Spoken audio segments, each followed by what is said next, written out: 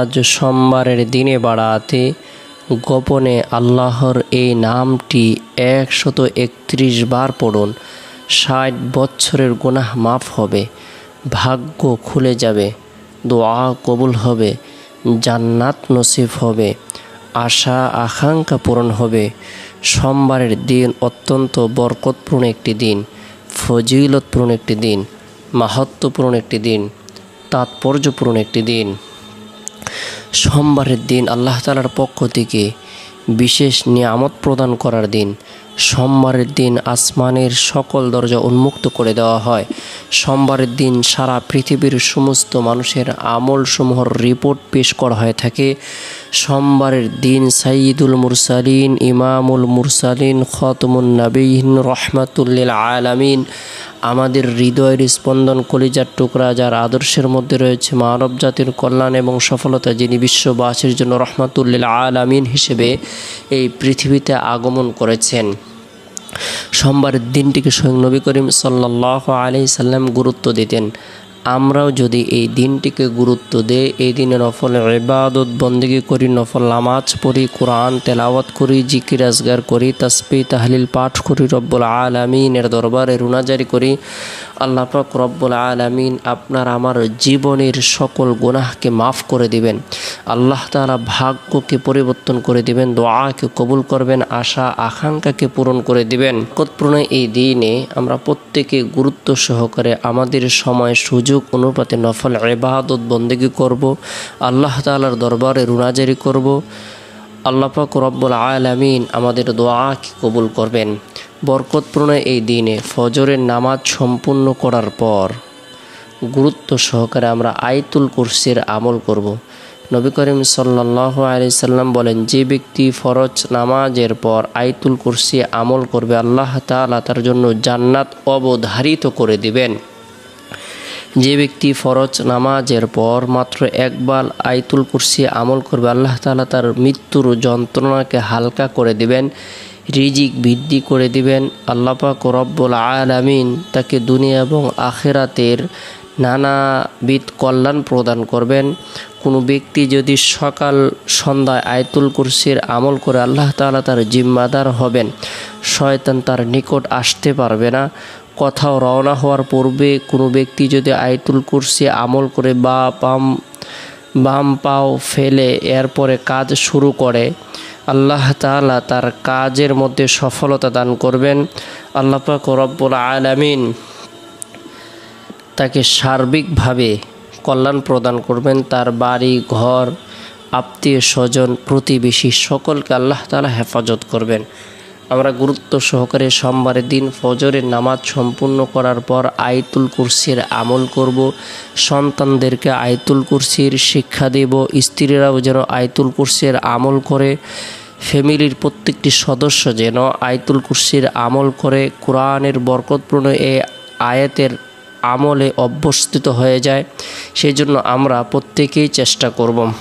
এরপরে সোমবারের দিন জোহরের নামাজ সম্পূর্ণ করার পর নিরিবিলি এক পরিবেশের মধ্যে বসে গুরুত্ব সহকারে আল্লাহ তাআলার পবিত্র বরকতপূর্ণ এই নামটি 131 বার আমল করব। আসসালামু আসসালামু আসসালামু নামের অর্থ হলো শান্তিদাতা। আল্লাহ তাআলা সৃষ্টি জীবের প্রত্যেকটি প্রাণী কুলকে, সৃষ্টি জীবকে, মাখলুকাতকে শান্তি দান করেন, জিন ইনসানকে শান্তি দান করেন, জলে স্থলে যারা বসবাস করে সকলকে আল্লাহ তাআলাই শান্তি দান করেন। আল্লাহ তাআলা হলেন শান্তিদাতা। আল্লাহ তাআলা হায়াত বৃদ্ধির মাধ্যমে, রিজিক বৃদ্ধির মাধ্যমে, ধন দৌলত বৃদ্ধির মাধ্যমে শান্তি দান করেন। বান্দাকে শারীরিক সুস্থতা লাভের মাধ্যমে শান্তি দান করেন, পেরেশানি মুক্ত করে শান্তি দান করেন, অভাব মুক্ত করে শান্তি দান করেন, ভয়ভীতি দূর করে শান্তি দান করেন। আল্লাহ পাক রব্বুল আলামিন শত্রুর হাত থেকে তাকে নিরাপদ রেখে শান্তি দান করেন। হিংসুকের হিংসা থেকে, জালিমের জুলুম থেকে, অত্যাচার থেকে আল্লাহ তাআলা নিরাপদ অবস্থায় রেখে তাকে শান্তি দান করেন। আসসালামু নামটি আমরা 131 বার আমল করব। এরপর রব্বুল আলামিনের দরবারে কাকুতি মিনতি করে গুনাহ মাফের উদ্দেশ্যে রব্বুল আলামিনের দরবারে রুনাজারি করব। আল্লাহ তাআলা জীবনের যত গুনাহ আছে, সগীরা কবিরা, জাহিরি বাতিনি, শিরিক বিদআত, ইচ্ছায় অনিচ্ছায়, গোপনে প্রকাশ্যে, হাতের গুনাহ, পায়ের গুনাহ, চক্ষুর গুনাহ, জিহ্বার গুনাহ, কানের গুনাহ, শরীরের অঙ্গ প্রত্যঙ্গের গুনাহ, সকল গুনাহকে মাফ করে দিবেন, পদমর্যাদাকে বৃদ্ধি করে দিবেন। আসসালামু নামটি আমলের মাধ্যমে আমরা আল্লাহ তাআলার পক্ষ থেকে শান্তি লাভ করতে পারবো। এরপরে আমরা সোমবারের দিন আসরের নামাজ সম্পূর্ণ করার পর গুরুত্ব সহকারে ছোট্ট একটি ইস্তিগফার 3 বার আমল করব। আস্তাগফিরুল্লাহ, আস্তাগফিরুল্লাহ, আস্তাগফিরুল্লাহ। আল্লাহ আমাকে ক্ষমা করুন, আল্লাহ আমাকে ক্ষমা করুন, আল্লাহ আমাকে ক্ষমা করুন। আল্লাহ তাআলা সমুদ্রের ফেনা পরিমাণ গুনাহকে মাফ করে দিবেন ইস্তিগফারের আমলের বরকতে। গুরুত্ব সহকারে ইস্তিগফারের আমল করব। এরপরে সোমবারের দিন শেষ হওয়ার পর যে রাত আসে, এই রাতটি হলো ফজিলতপূর্ণ একটি রাত। এই রাতের মধ্যে বিশেষ করে এশারের নামাজ সম্পূর্ণ করার পর 100 দানা বিশিষ্ট একটি তাসবিহ হাতে নিয়ে নবী সাল্লাল্লাহু আলাইহি সাল্লামের প্রতি মহব্বত রেখে, ভালোবাসা রেখে, আন্তরিকতা রেখে দুরূদের আমল করব 100 বার। আল্লাহুম্মা সাল্লি আলা মুহাম্মাদিন আবদিকা ওয়া রাসূলিক ওয়া সাল্লি আলাল মুমিনিনা ওয়াল মুমিনাত ওয়াল মুসলিমিনা ওয়াল মুসলিমাত। আল্লাহুম্মা সাল্লি আলা মুহাম্মাদিন আবদিকা ওয়া রাসূলিক ওয়া সাল্লি আলাল মুমিনিনা ওয়াল মুমিনাত ওয়াল মুসলিমিনা ওয়াল মুসলিমাত। আল্লাহ তাআলা 10টি রহমত নাজিল করবেন, 10টি গুনাহকে মাফ করে দিবেন, 10টি পদমর্যাদাকে বৃদ্ধি করে দিবেন মাত্র একবার দুরূদের আমলের বরকতে। মান সাল্লা আলাইয়া ওয়াহিদাতান সাল্লাল্লাহু আলাইহি আশরা। যে ব্যক্তি একবার মাত্র দুরূদ এর আমল করে আল্লাহ তাআলা তার উপর 10টি রহমত নাজিল করেন, 10টি গুনাহকে মাফ করে দেন, 10টি পদমর্যাদাকে বৃদ্ধি করে দেন। গুরুত্ব সহকারে দুরূদের আমল করব। আল্লাহ পাক রব্বুল আলামিন ধনী এবং সুখী বানিয়ে দিবেন।